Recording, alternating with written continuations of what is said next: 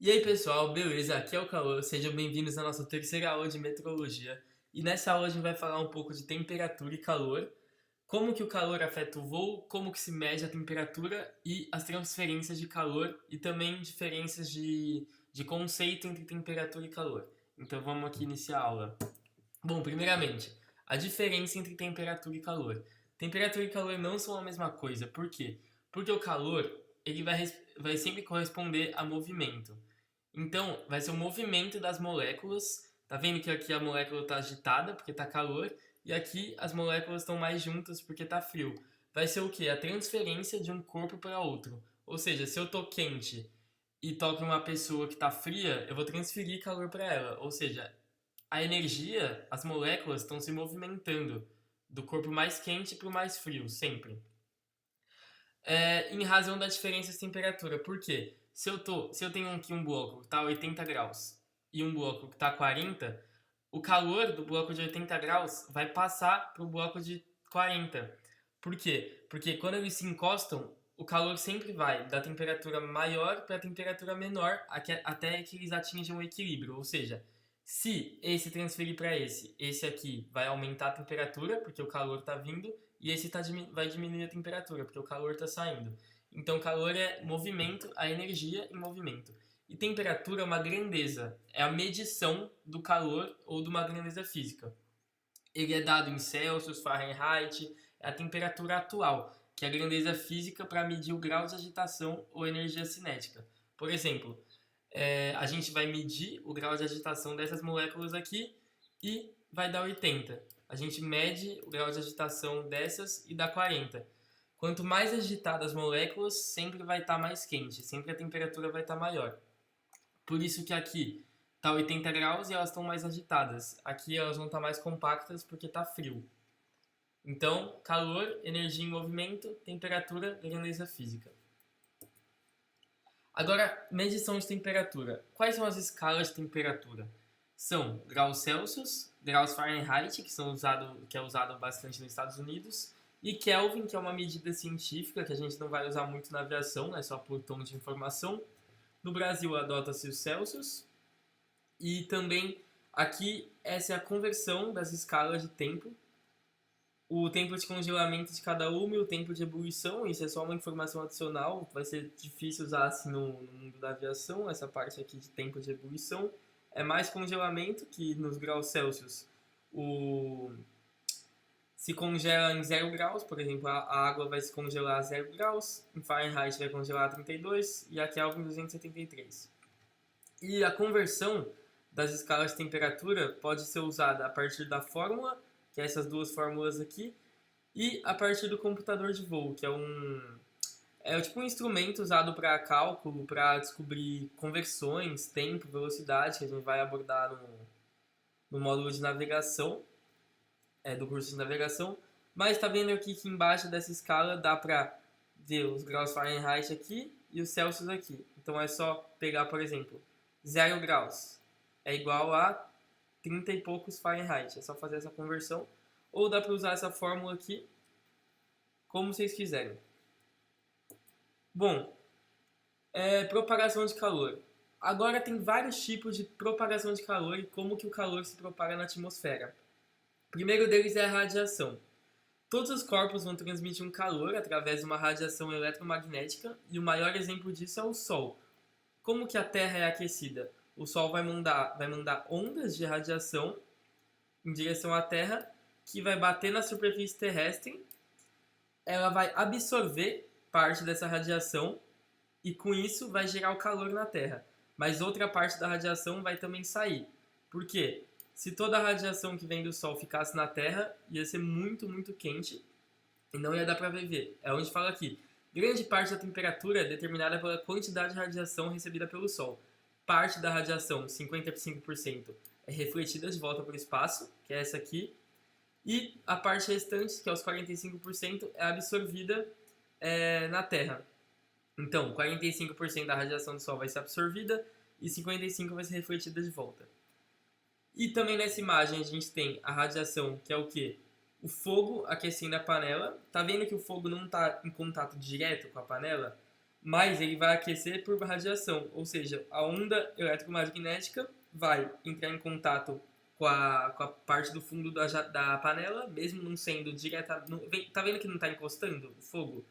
Se a gente coloca uma mão próxima ao fogo sem encostar, ela vai aquecer do mesmo jeito. Então, isso é radiação. Próxima, condução. A condução é a transferência de calor por contato. Contato.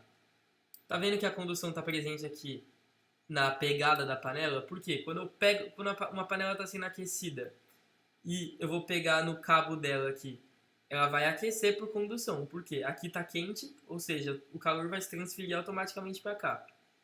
E ela é responsável pelo aquecimento do ar em contato com o solo. Ou seja, quando o vento ou algum tipo de corrente de ar entra em contato com o solo, ele vai automaticamente aquecer, porque ele vai pegar o calor do solo e vai aquecer o ar. Esse é o processo de condução. Pensa que é como se um calor de um bloco se transferisse para o outro por contato. Praticamente igual ao que a gente viu aqui. Isso é um processo de condução, de transferência de calor. Agora, a convecção. A convecção é um movimento vertical do ar, tem que lembrar disso, convecção é vertical. E ela resulta nas correntes convectivas, que são as correntes verticais. E como que funciona? Tem que lembrar aqui, o ar mais quente vai ser sempre menos denso, porque tem mais agitação das moléculas, ou seja, vai ser menos pesado. Por quê? Porque o ar quente vai ficar para cima, ou seja, quando tem mais agitação de moléculas e menos densidade, vai subir. Menos densidade está relacionada a peso, ou seja, menos denso, menos pesado, ou seja, o menos pesado vai subir. E tá vendo essa imagem aqui, ó? O ar quente é o ar vermelho, as moléculas vão subir, vão se formar aqui e o ar frio vai descer de novo, subir de novo. Então, o ar mais quente vai ficar sempre menos denso e vai subir, enquanto o ar frio desce. E por que acontece esse movimento? Tá vendo que o ar quente está subindo? Quando ele atinge certa altura, ele vai se resfriar, certo? Porque quando a gente sobe na atmosfera, a temperatura diminui. Ou seja, esse ar, essas moléculas vão se resfriar, tá vendo que tá ficando frio? E quando fica frio, vai para baixo. Ar frio é denso e desce, ar quente fica menos denso e sobe. E quando o ar frio desce de novo, por causa da radiação aqui do Sol, vai entrar em contato com o ar, vai ficar mais quente e vai subir de novo. E vai repetir esse processo, repetir. E no exemplo da panela, a convecção vai ser aqui a parte quente subir. Tá vendo que é o mesmo processo. Ar frio descendo, subindo. Ar quente subindo, ar frio descendo. Tá vendo que é o mesmo processo. Advecção. Advecção é o processo de transporte horizontal do ar. Convecção vertical, advecção horizontal. Vai ser praticamente 100% devido ao movimento do vento. As massas de ar vão se deslocar horizontalmente por causa do vento. Se não tivesse vento, não ia ter deslocamento horizontal. E uma característica da advecção é a transferência de temperatura, de pressão e umidade para outros lugares. Ou seja, o vento pode levar uma área que está, por exemplo, uma frente fria que está aqui. Pensa que isso aqui é um prédio distante em outra cidade. Uma corrente de ar, essa massa de ar aqui vai levar essa temperatura para cá. Ou seja, ele pode levar o ar quente de uma região tropical para uma região fria ou o ar frio polar para áreas mais quentes. Então o vento vai definir o processo de advecção, que é o transporte horizontal do ar. Agora falando da variação de temperatura. A temperatura vai variar devido a diversos processos aí e tem diversas variações. A primeira variação e mais conhecida é a diurna, que é o que? A diferença da temperatura entre a noite e o dia. Todo mundo sabe que de dia, obviamente, vai fazer mais calor do que de noite, porque o sol de dia está em contato com a Terra e de noite não está. Na verdade está, né? Só que aqui é a diferença de hemisfério. Aqui a Terra vai rotacionar. De dia, uma parte do globo vai ficar sendo atingida pelo Sol e outra parte não vai ser atingida pelo Sol. Então, de dia vai ser sempre mais quente por causa da radiação solar. Isso é o óbvio, que de dia a radiação solar supera a radiação terrestre. Então, a radiação solar vai ser mais forte de dia, que vai ficar mais quente. E de noite, quando a Terra se vira ao Sol, vai ter mais radiação terrestre, então vai ficar menos quente. Agora a variação sazonal, que é a variação de estações do ano. Por quê? Verão mais quente, inverno mais frio. E por que isso acontece? Isso acontece por quê? Por causa do movimento de translação da Terra ao redor do Sol, que é o movimento que a Terra faz em um ano, 365 dias. E o mais importante, que é a inclinação do eixo terrestre. Tá vendo que a Terra é inclinada? Não é reta? Tá vendo aqui, ó, que é uma linha inclinada? Essa inclinação vai gerar a diferença de estações do ano. Tá vendo que entre os dois hemisférios, essa é a divisão de hemisférios. Tá vendo que no dia 22 de junho, no hemisfério norte é verão e dia 22 de junho no hemisfério sul é inverno? Por quê?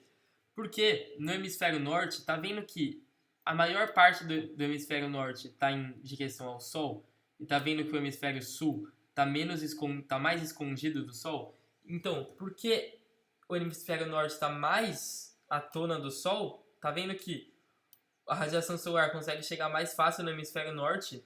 Ou seja, quando a radiação chega mais fácil ao hemisfério norte, vai ficar mais calor. E tá vendo que, ao contrário, em dezembro vai ser verão no hemisfério sul, porque essa parte aqui tá mais virada para o sol do que essa. Então, devido à inclinação da Terra, o Sol vai atingir mais certo hemisfério do que outro, gerando verão e inverno. Próxima variação. A variação por altitude. O que seria a variação por altitude? A gente viu que a temperatura na troposfera vai diminuir cerca de 2 graus a cada 1000 pés. Ou seja, quando a gente sobe 1000 pés, vai diminuir 2 graus. Mas também, com o aumento da altitude, que a gente chama de gradiente térmico. Esse aqui, 2 graus a cada 1000 pés, é o gradiente térmico. Mas também existem outras situações que isso vai mudar. Nem sempre a força do gradiente térmico vai atuar no mundo de forma igual e constante. Tem diferentes situações. Existe a inversão térmica. O que vai ser a inversão térmica? A inversão térmica vai ser o aumento da temperatura com a altitude. Tá vendo aqui no gradiente térmico? Quando a gente sobe, diminui a temperatura. Na inversão térmica, quando a gente sobe, vai aumentar a temperatura. A temperatura aumenta com o aumento da altitude, a temperatura diminui com o aumento da altitude. A inversão térmica vai ocorrer basicamente em noites claras, de céu limpo, com uma noite fria. Ou seja, numa noite fria, com céu limpo, é provável que ocorra a inversão térmica. Por quê? Porque o frio vai ficar concentrado aqui embaixo, porque não tem nuvens e está uma noite fria com céu limpo. Ou seja, a Terra, o solo vai absorver o ar frio, já que não tem nenhuma poluição, nenhuma nuvem, nenhum aspecto. A noite vai estar fria, aqui vai absorver o frio, e quando a gente sobe vai ficar calor, porque de tão fria que está a noite, com céu limpo, não tem formação nenhuma, não tem umidade nenhuma, então aqui vai aumentar a temperatura. Então lembra que a inversão térmica vai ser noites de céu claro e frias, e também existe a isotermia, que a temperatura não se altera com o aumento da altitude. Esse é raros casos que vai ocorrer a isotermia, mas o principal que a gente tem que entender é o gradiente térmico, que é o mais comum, mas também existem outras situações da variação por altitude. Bom, agora qual que é a influência da temperatura no voo?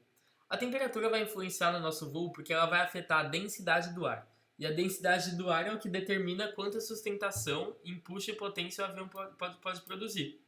A gente já viu na aula de teoria de voo que o aerofólio depende do quê? Da movimentação do ar em seu extradorso. Ou seja, como que a gente vai gerar sustentação?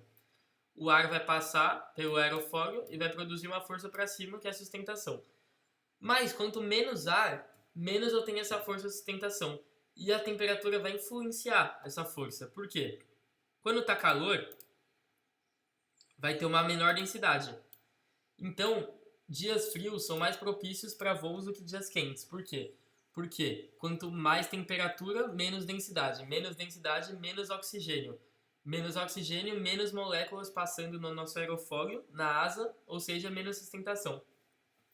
Quando a temperatura aumentar, aqui o ar vai se tornar menos denso, ou seja, vai ter menos moléculas de ar no mesmo volume. Isso vai causar menor sustentação, menor empuxo e menor desempenho.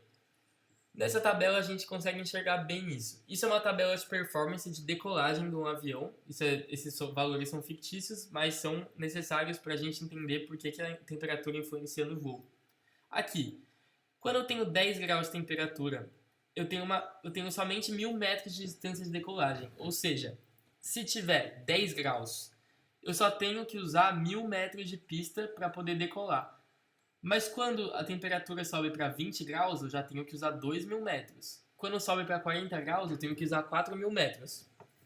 Isso é uma, isso é uma exatidão de por que a temperatura vai influenciar no voo e na produção de sustentação. Porque quanto mais frio, menos pista eu preciso usar, porque tem mais ar passando pela minha asa, ou seja, eu vou gerar mais sustentação.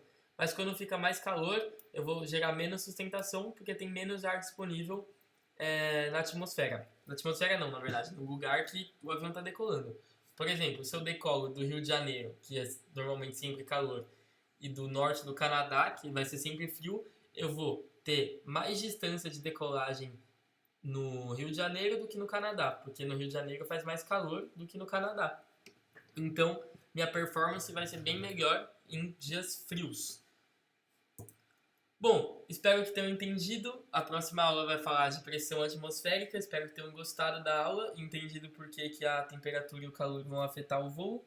Espero que tenham gostado. Tchau, tchau.